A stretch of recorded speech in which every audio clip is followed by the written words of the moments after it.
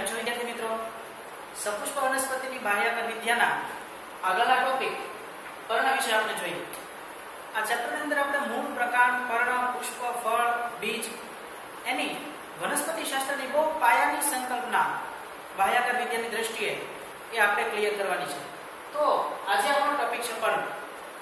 મિત્રો, પર્ણથી તમે બધા પરિચિત જ છો. પર્ણ એ વનસ્પતિના પ્રકાંડના ગાંઠ પ્રદેશમાંથી ઉત્પન્ન થતો લીલો ચપટો બહિરુદ ભેદ છે. વ્યાખ્યાની દ્રષ્ટિએ જોઈએ તો પર્ણ એ ગાંઠ પ્રદેશમાંથી ઉત્પન્ન થાય છે. આપણે આગળના લેક્ચરમાં પણ વાત કરી હતી કે પ્રકાંડ છે એ ગાંઠો અને આંતરગાંઠોની અંદર વિભાજિત થયેલું જોવા મળે છે. પ્રકાંડની પર પર્ણ, પક્ષકલિકા જે કાંઈ ઉત્પન્ન થાય છે એ બધું ગાંઠના પ્રદેશમાંથી ઉત્પન્ન થાય છે. તો આ ગાંઠના પ્રદેશમાંથી ઉત્પન્ન થતું પર્ણ, સામાન્ય રીતે પર્ણનો રંગ છે એ લીલો જોવા મળે છે. મિત્રો, આપણને બધાને ખ્યાલ છે કે લીલો રંગ શા માટે જોવા મળે છે. આ લીલો રંગ એ હરિત દ્રવ્યને આધારી છે અને એના કારણે જ એ પ્રકાશ સંશ્લેષણ કરી શકતું હોય છે. તો બાહ્યકર વિદ્યાની દ્રષ્ટિએ જોઈએ તો પર્ણના મુખ્ય 3 ભાગો પડે છે. પર્ણ જે જગ્યાએથી પ્રકાંડની ગાંઠ સાથે જોડાયેલું છે આ ભાગને પર્ણતલ તરીકે ઓળખવામાં આવે છે. ઘણી વનસ્પતિમાં આ પર્ણતલ છે એ ફૂલેલો જોવા મળે છે.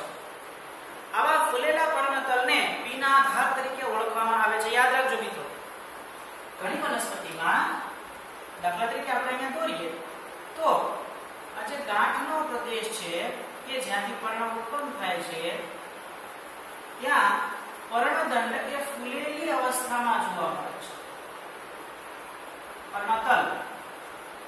પર્ણદંડની જ્યાંથી ઉત્પત્તિ થાય છે તે પર્ણતલ ફૂલેલી અવસ્થામાં જોવા મળતો હોય છે.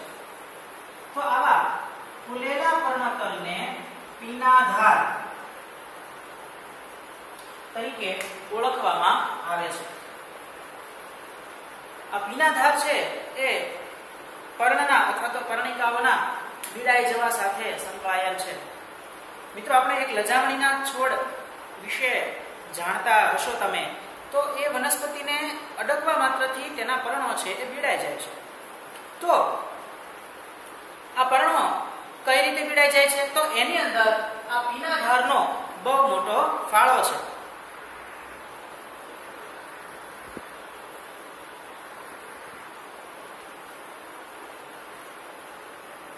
ત્યાર પછીનો પર્ણનો ભાગ છે તે છે પર્ણદંડ. પર્ણતલથી માંડી અને પર્ણનો મુખ્ય વિસ્તાર જ્યાં આવે ત્યાં સુધીનો ભાગ છે એ પર્ણદંડ તરીકે ઓળખાય છે. પર્ણદંડની હાજરી અને ગેરહાજરીના આધારે પર્ણના પ્રકારો પડી શકે છે. સદંડી પર્ણ એટલે એવું પર્ણ કે જે પર્ણદંડ ધરાવે છે. ઘણા પર્ણો પર્ણદંડ ધરાવતા નથી, તો તેવા પર્ણને અદંડી પર્ણ તરીકે ઓળખવામાં આવે છે. ત્યાર પછીનો પર્ણનો મુખ્ય ભાગ છે જેને પર્ણફલક તરીકે ઓળખવામાં આવે છે.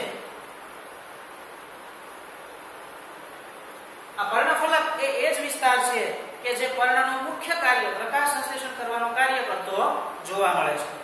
તો આ થઈ પર્ણના ભાગોની વાત. આપણને ખ્યાલ છે કે પર્ણફલક છે એની ઉપર શિરાઓની ગોઠવણી છે એ થયેલી જોવા મળે છે.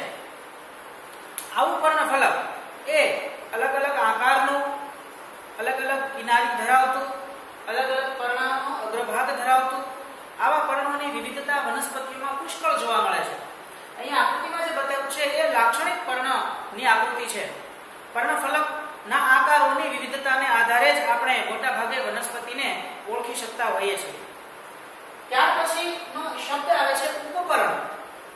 તો મિત્રો, ઉપપર્ણ એ શું છે? ઉપપર્ણ એ પર્ણતલના ભાગે જ્યાંથી પર્ણદંડ પર્ણતલની સાથે જોડાયેલો છે ત્યાં સાઈડમાં એટલે કે પાર્શ્વ બાજુએ બે નાના નાના પર્ણ જેવી રચના છે એ જોવા મળે છે.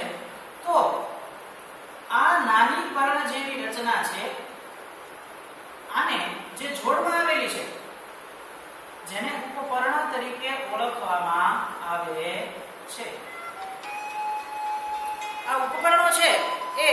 વનસ્પતિમાં બહુ મોટા જોવા મળે છે, અમુક વનસ્પતિમાં નાના ઉપરનો જોવા મળે છે અને ઘણા પર્ણો છે એ ઉપરનો ન પણ ધરાવતા હોય છે.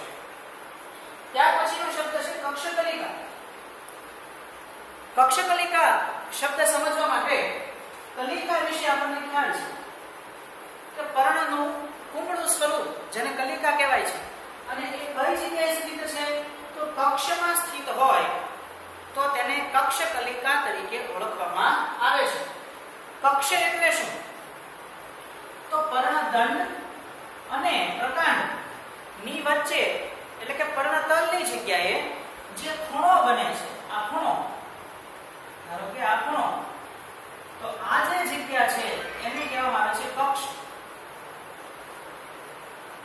અને આ કક્ષમાં પણ નાની નાની બે કર્ણિકાઓની જોડ સ્વરૂપે આપણને નાની કલિકા જોવા મળે છે જેને કક્ષકલિકા તરીકે ઓળખીએ છીએ. આ કક્ષકલિકા છે એ વિકાસ દર્શાવી અને પાર્શ્વીય શાખામાં રૂપાંતરિત થતી હોય છે. તો આ થયા પર્ણ, ઉપપર્ણ, કક્ષકલિકા વિશેની સામાન્ય વાત. ત્યાર પછીનો શબ્દ છે શિરાવિન્યાસ. મિત્રો, શિરાવિન્યાસ વિશે તમે ખૂબ જ પરિચિત છો. ધોરણ 6 કે 7 ની અંદર શિરાવિન્યાસનો પ્રાથમિક ખ્યાલ આવે છે, એ જ આપણે અહીંયા રિપીટ કરીએ. જ્યારે પર્ણફલક પર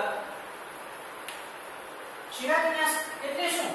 તો શિરાઓનો વિન્યાસ. વિન્યાસ એટલે ગોઠવણી.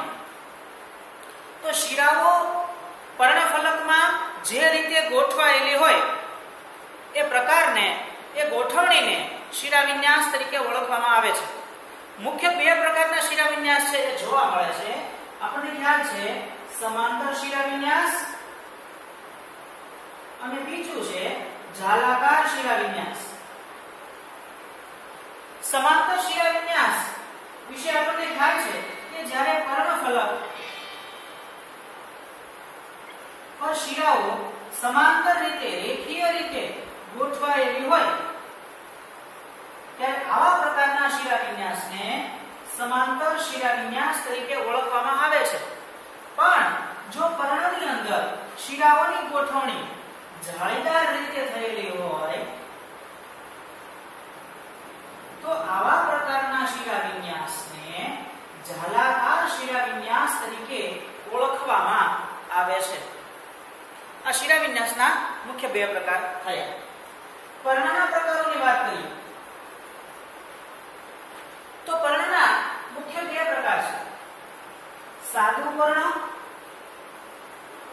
અને સંયુક્ત પર્ણ. તો મિત્રો, સાદું પર્ણ અને સંયુક્ત પર્ણ એટલે શું તેની વિશે આપણે જોઈએ.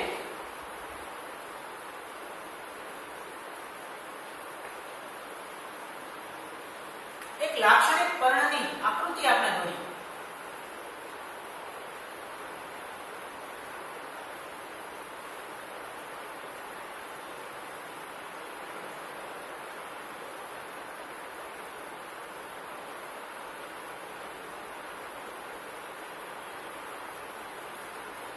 એવું પર્ણ કે જેનું પર્ણફલક સંપૂર્ણ છે, એટલે કે એની અંદર છેદન થાય છે પણ કાં તો છેદન નથી હોતું અથવા તો છેદન થાય તો તે છેક મધ્ય શિરા, વચ્ચેની જે મુખ્ય શિરા છે તેને કહેવાય મધ્ય શિરા. આ મધ્ય શિરા સુધી છેદન પહોંચતું નથી તો આવા પ્રકારના પર્ણને સાદું પર્ણ કહેવામાં આવે છે. દાખલા તરીકે અહીંયા આપણે જોઈએ તો અહીંયા છેદન થયેલું નથી. આપણે બીજા એક પર્ણનું ઉદાહરણ લઈએ.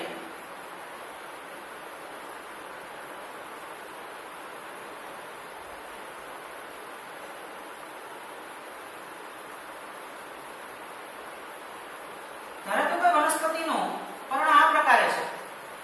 અહીંયા છેદન જોવા મળે છે. છેદન એટલે કે પર્ણફલકમાં ઉત્પન્ન થતી ખાંચ, જે પર્ણ કિનારીથી શરૂ કરીને અંદરની બાજુ આવતી જતી હોય છે. તો અહીંયા ખાંચ જો મિત્રો ઉત્પન્ન થાય છે પણ આ ખાંચ છેક મધ્ય શિરા સુધી પહોંચી નથી. એટલે અહીંયા છેદન તો છે, છેદન થાય છે, પરંતુ મધ્ય શિરા સુધી પહોંચતું નથી. મતલબ કે પર્ણફલક ની અંદર ખાંચ ઉત્પન્ન થઈ છે, છતાં એ સળંગ દેખાય છે. ત્રીજા પ્રકારનું પર્ણ આપણે જોઈએ તો અહીંયા ધારો કે પર્ણફલક આ પ્રકારે હોય, એની અંદર શિરાઓ આ રીતે ગોઠવાયેલી હોય અને પર્ણછેદન થાય છે, તો આ પર્ણછેદન છેક મધ્ય શિરા સુધી પહોંચી જાય છે.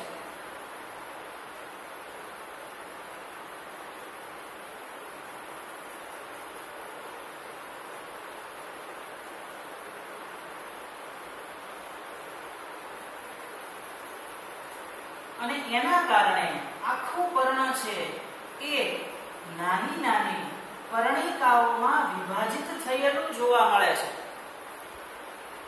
હવે આપણે આ જે છૂટા છૂટા એકમો છે એને પર્ણ નહીં પણ પર્ણિકા એવો શબ્દ વાપરશું.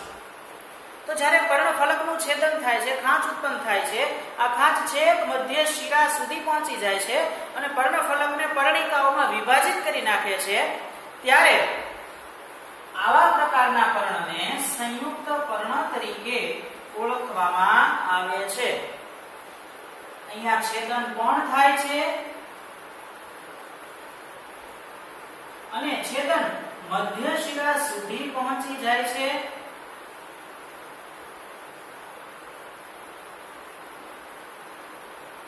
અને પર્ણફલક પર્ણિકાઓ માં વિભાજિત થાય છે, એટલે પર્ણિકાઓ જોવા મળે છે. જ્યારે ઉપરના બે ઉદાહરણો આપણે જોયા કે જેમાં પર્ણછેદન નથી થતું અથવા થાય છે તો છેક મધ્ય શિરા સુધી પહોંચી જતું નથી, એવા પ્રકારના પર્ણને સાદું પર્ણ તરીકે ઓળખવામાં આવે છે. ઘણી વનસ્પતિઓ એવી છે, મોટાભાગની વનસ્પતિઓ એવી છે કે જેની અંદર સાદા પર્ણો જોવા મળે છે. ઘણી બધી વનસ્પતિ એવી છે કે જેમાં સંયુક્ત પર્ણ જોવા મળે છે. તો આ થઈ સાદા અને સંયુક્ત પર્ણ વિશેની વાત. ત્યાર પછી આપણે જોઈએ પર્ણ વિન્યાસ. જેવી રીતે આપણે જોયું કે શિરા વિન્યાસ એટલે શિરાઓની ગોઠવણી ને શિરા વિન્યાસ કહેવાય, તો પર્ણની ગોઠવણીને પર્ણ વિન્યાસ કહેવાય. પર્ણ વિન્યાસની આપણે વાત કરીએ તો પર્ણ ક્યાં ગોઠવાય છે? તો પર્ણ એ પ્રકાંડની ઉપર ઉત્પન્ન થાય છે અને ત્યાં જ ગોઠવાયેલા જોવા મળે. તો પ્રકાંડ પર પર્ણની થતી ગોઠવણીને પર્ણ વિન્યાસ તરીકે ઓળખવામાં આવે છે. કયા કયા પ્રકારે પ્રકાંડ પર ગોઠવણી શક્ય છે?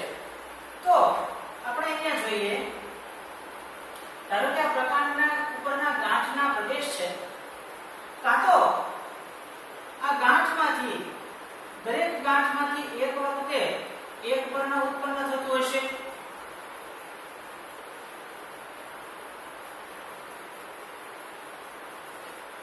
અથવા તો પ્રકાંડ પરની ગાંઠના પ્રદેશમાંથી એક સાથે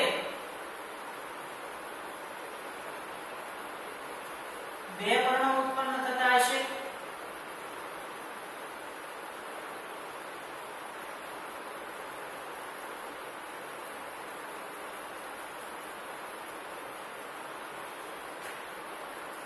અથવા તો પ્રકાંડની ગાંઠ પરના પ્રદેશમાંથી એક સાથે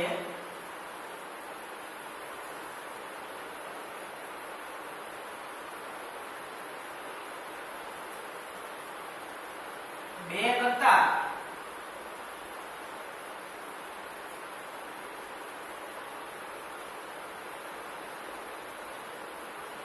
વધારે પર્ણો ઉત્પન્ન થતા હશે,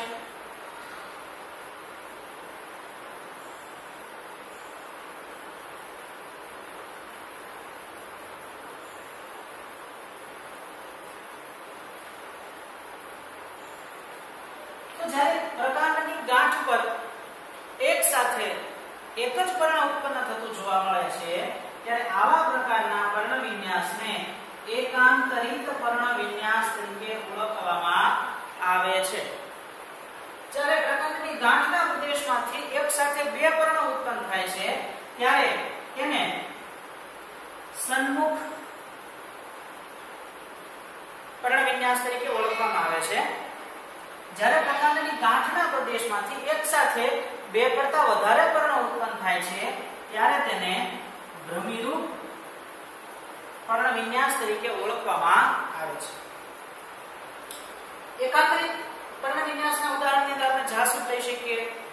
ભ્રમિરૂપ પર્ણવિન્યાસ કે જેમાં એક ગાંઠમાંથી બે કરતા વધારે પર્ણ ઉત્પન્ન થતા હોય તો તેમાં આપણે સપ્તપર્ણી છે, કરેણ છે એનું ઉદાહરણ લઈ શકીએ. સન્મુખની વાત કરીએ તો અહીંયા બે ઓપ્શન છે. કાં તો ક્રમિક જે બબે પર્ણ ઉત્પન્ન થાય છે તે બધા એક જ દિશામાં ગોઠવાયેલા હોય. મતલબ કે જો તેને સામેથી જોવામાં આવે તો પ્રથમ પર્ણની જોડ છે પછીના પર્ણની જોડને આચ્છાદિત કરતી હોય તે રીતે ગોઠવાયેલી જોવા મળે. આ સાઇડ વ્યૂ છે. જો ઉપરથી આપણે જોઈએ તો આપણને માત્ર ઉપરના પર્ણો જ દેખાય. એની નીચેના પર્ણો એની નીચે આવી જતા હોય, એની નીચેના એની નીચે આવી જતા હોય. મતલબ કે ઉપરના પર્ણો છે એની પાછળના બધા જ પર્ણોને ઢાંકતા જતા હોય એક જ દિશામાં. ધારો કે ઉત્તર દક્ષિણ તો બધા જ પર્ણો ઉત્તર દક્ષિણની રીતે જ ગોઠવાયેલા હોય. એટલે ઉપરના ઉત્તર દક્ષિણના પર્ણો નીચેની દરેક ગાંઠના પર્ણોને ઢાંકતા જતા હોય તો આચ્છાદન કરતા હોય તો તેને સન્મુખ આચ્છાદિત પ્રકારનો પર્ણવિન્યાસ તરીકે ઓળખવામાં આવે છે. પણ ઘણીવાર આ પર્ણો છે એ એક વખત જો ઉત્તર દક્ષિણ ઉત્પન્ન થયા હોય તો બીજી વખત આપણે જોઈએ તો એ પૂર્વ પશ્ચિમ ઉત્પન્ન થયેલા જોવા મળે. વળી પાછી ઉપરની ગાંઠમાંથી ઉત્તર દક્ષિણ પર્ણો ઉત્પન્ન થયેલા જોવા મળે. જો આને ઉપરથી આપણે જોઈએ તો પ્રથમ ગાંઠમાંથી ઉત્તર દક્ષિણ દિશામાં ઉત્પન્ન થયેલા પર્ણો હોય તેની પછીની ગાંઠમાંથી ઉત્પન્ન થતા પર્ણો છે તે પૂર્વ પશ્ચિમ જોવા મળે. વળી પાછા એની નીચે ઉત્તર દક્ષિણમાં ગોઠવાયેલા હોય, વળી એની નીચે પૂર્વ પશ્ચિમ દિશામાં પર્ણો ગોઠવાયેલા હોય. એટલે ઉપરથી જોતા આપણને ચોકડી છે એ જોવા મળે છે.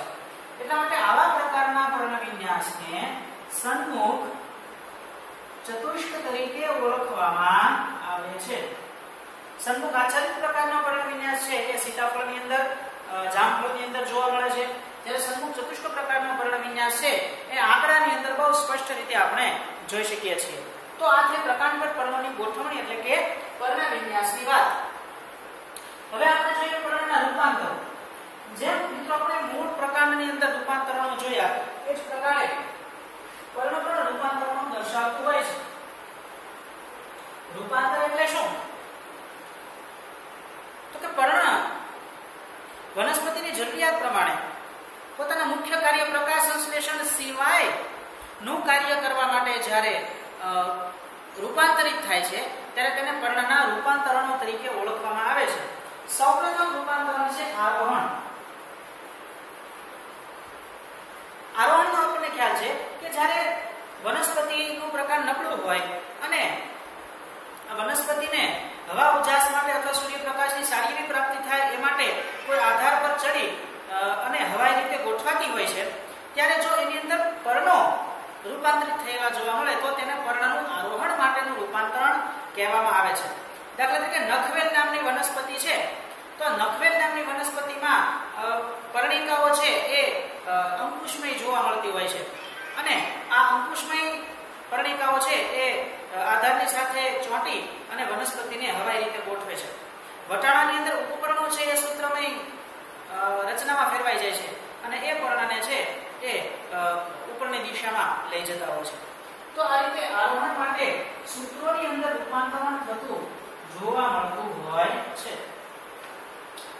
રક્ષણ માટે પર્ણો છે એ કંડકની અંદર રૂપાંતરિત પામે છે જેને પર્ણકંડક તરીકે ઓળખીએ છીએ. કાપડા ધોરની અંદર જે પર્ણો નથી જોવા મળતા આ બધા જ પર્ણો છે કંડકની અંદર રૂપાંતરિત થયેલા જોવા મળે છે જે વનસ્પતિને રક્ષણ પૂરું પાડે છે. તો અહીંયા પર્ણો પ્રકાશ સંશ્લેષણ નથી કરતા પણ રક્ષણ માટે રૂપાંતરિત થયા છે. બીજો પ્રકાર ત્યાર પછીનું રૂપાંતરણ છે ખોરાક સંગ્રહ. ઘણીવાર પર્ણો ખોરાક સંગ્રહ કરતા જોવા મળે છે. ડુંગળી અને લસણ એનું બહુ સારું ઉદાહરણ છે કે જેમાં ડુંગળીની અંદર પર્ણતલના ભાગમાં કંદની રચના છે એ થતી જોવા મળે છે. પ્રકાશ સંશ્લેષણ, આમ તો પ્રકાશ સંશ્લેષણ એ પર્ણનું મુખ્ય કાર્ય છે, છતાં એને રૂપાંતરણમાં કેમ લીધું? તો પર્ણના કયા ભાગ પ્રકાશ સંશ્લેષણ કરે છે એને આધારે અહીંયા વાત છે. પર્ણફલક એ મુખ્યત્વે પ્રકાશ સંશ્લેષણ કરતું જોવા મળે છે, એ જ એનું કાર્ય છે. ઓસ્ટ્રેલિયન બાવળની અંદર પર્ણફલક એ વિભાજિત થઈ જાય છે અને નાની નાની પર્ણિકાઓ જોવા મળે છે. આ પર્ણિકાઓ વનસ્પતિના પ્રકાશ સંશ્લેષણ કરીને ખોરાક પૂરો પાડી શકે તેમ નથી. એટલા માટે પર્ણદંડ પોતે પર્ણફલક જેવો આકાર ધારણ કરે છે, ચપટો, અને એ પણ પ્રકાશ સંશ્લેષણ કરવા માંડે છે. ઓસ્ટ્રેલિયન બાવળની અંદર આપણે જોઈએ તો પર્ણદંડ ફૂલેલો જોવા મળે છે, જાણે કોઈ પર્ણ હોય અને એની ઉપર નાની નાની પર્ણિકાઓ ધરાવતું પર્ણફલક છે એ જોવા મળે છે. તો આ પર્ણફલક છે, આટલો ભાગ પર્ણદંડ છે અને આ ભાગ છે પર્ણતળ છે. તો ખરેખર પ્રકાશ સંશ્લેષણનું કામ કોનું છે? પર્ણફલકનું છે. પણ આ પર્ણફલક જે છેદિત થયું છે, સંયુક્ત પર્ણિકાઓમાં રૂપાંતરિત થઈ ગયું છે. પર્ણિકાઓ એટલી બધી નાની છે કે પૂરતો ખોરાક બનાવી શકે તેમ નથી અને વળી પ્રતિકૂળ પરિસ્થિતિમાં પર્ણિકાઓ ખરી જાય છે. મતલબ કે આ હોતી જ નથી. પ્રતિકૂળ પરિસ્થિતિમાં પર્ણફલક છે જ નહીં, પર્ણિકાઓ નાશ પામે છે, ખરી જાય છે. તો પ્રકાશ સંશ્લેષણ કોણ કરે? તો પર્ણદંડ છે કે જે સામાન્ય રીતે દંડ સ્વરૂપમાં હોય છે, તે ફૂલીને પાતળો બની જાય છે અને પર્ણની માફક રૂપાંતરિત થઈ જાય છે અને તે પ્રકાશ સંશ્લેષણ કરવા માંગે છે. તો અહીંયા વિશિષ્ટ પ્રકારે પર્ણદંડ છે એ પ્રકાશ સંશ્લેષણ કરે છે, એટલા માટે એને રૂપાંતરણ ની અંદર લીધેલો છે. આવા પ્રકારનો પર્ણદંડ કે જે પ્રકાશ સંશ્લેષણ કરતો હોય તેને દાંડી પત્ર તરીકે ઓળખવામાં આવે છે. ખાસ યાદ રાખજો કે જે ઓસ્ટ્રેલિયન બાવળ